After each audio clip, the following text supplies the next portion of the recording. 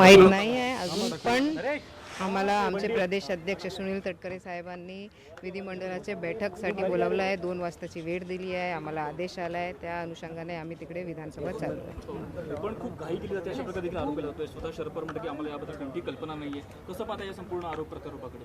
नाही, आज एक हे दादा गेले आणि हे एक खूप इमोशनल क्षण आहे.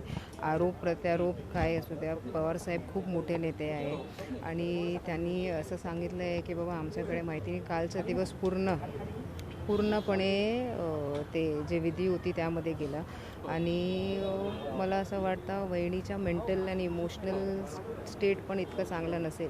कारण काय करायचं आणि काय नाही करायचा, कारण एक महिला होऊन त्यांच्या नवऱ्याचा निधन झाला आणि इमिडिएटली हे सगळे करायला लागत आहे. खूप मला वाटतं एक खूप स्ट्रॉंग होऊन हे ते पुढे चाललं आहे ते. पण त्यावेळी काही वेगळं घडलं, काही नाही झालं तर मला वाटतं इमोशनल त्यांचं आणि मेंटल स्टँडर्ड बघून स्टेटस बघून. लोकशाही मराठी ऐका, पहा, जागरूक रहा.